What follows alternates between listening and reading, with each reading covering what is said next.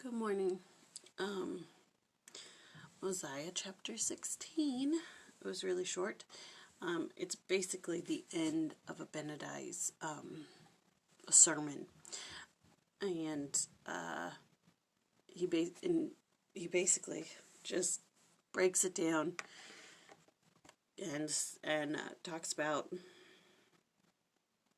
the salvation of the Lord and then the justice of God.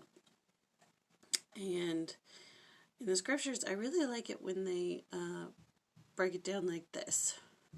If there was not this, then there would not be this. And if there was not this, then there would not be this. And if there was not this, then this wouldn't be. But this is, so this has to happen. And so does this, and so does this. I really enjoy when they break it down like that. Because, not this past conference, but the October one, when President Nelson asked us to imagine what our lives would be like without the Book of Mormon. That's kind of the same principle here. If there wasn't, I can't remember exactly what he says, but if there was no Book of Mormon, then there was no Joseph Smith.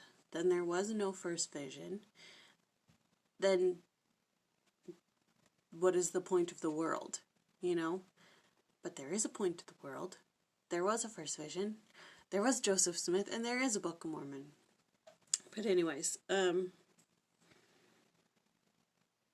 here it tells the story about, when talking about the justice of God, it tells the story about the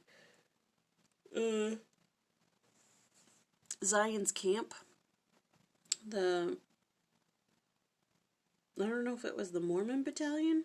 They call it Zion's camp, where they were setting off, and a mob of 400 men vowed to kill them, and they were on this island, I think, and all of a sudden it started to downpour and rain, and they were protected. The mob couldn't find them.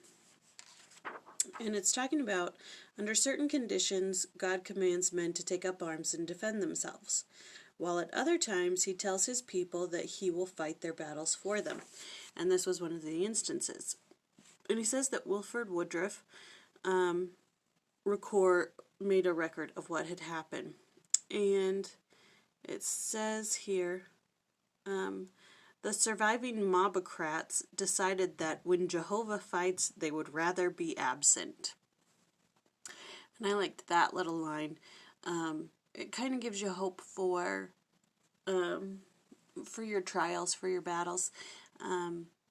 When God says that this is one of the times that he's going to fight your battles, your detractors, your enemies, whether that be Satan or, I don't know, some mean person at work, I don't know, they would rather be absent. So that's just a little something that I liked from my studies. And then it talks about the carnal nature and carnal mind of man, because in verse 5, it says, "But he that persists in his own carnal nature, and goes on in the ways of sin and rebellion against God, remaineth in his fallen state, and the devil hath all power over him. Therefore he is as though there was no redemption made, being an enemy to God, and also is the devil an enemy to God." And in here it just talks about the carnal nature and carnal mind. And it says carnal nature sometimes refers to the mortal and temporal mind. But where was it? Contrary, therefore. Okay, so Alma describes it that they are in a state of nature, or in a carnal state, as being in the bonds of iniquity. They are without God in the world, and they have gone contrary to the nature of God. Therefore, they are in a state contrary to the nature of happiness, and thus become carnal, sensual, and devilish by nature. Okay, and then it talks about this very interesting concept, which I never thought before. It says, mortality does not make man inherently evil or wicked. For even without a body, in the premortal life, some of God's children chose evil rather than good. Now, some churches, Baptists, believe that the fall is what made us evil. And it even says in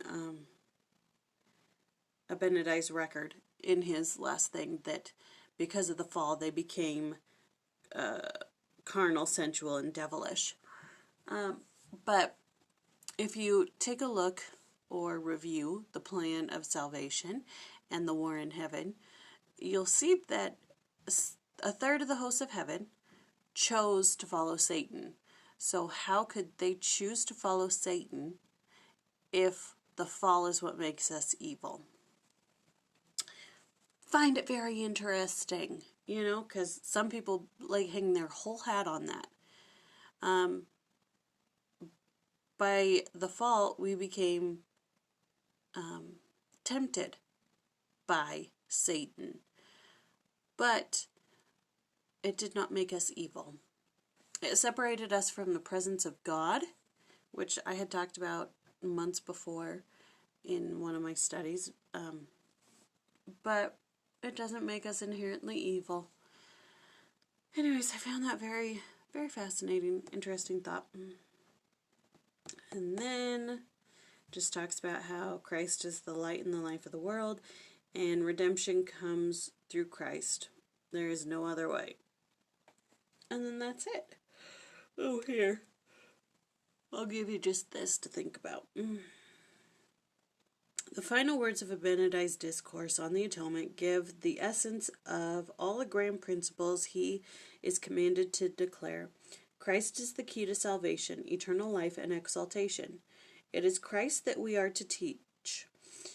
It is Christ we are to follow. To know whether we are on the divine pathway, we need only inquire of ourselves. Do we teach Christ to our families and exemplify his matchless love in our lives? The end. I gotta get ready for work now. Alright. Those going to Seattle, it's Saturday. Davis is coming home, right? Marco Polo, please. And then also chastise Levi for not getting Marco Polo.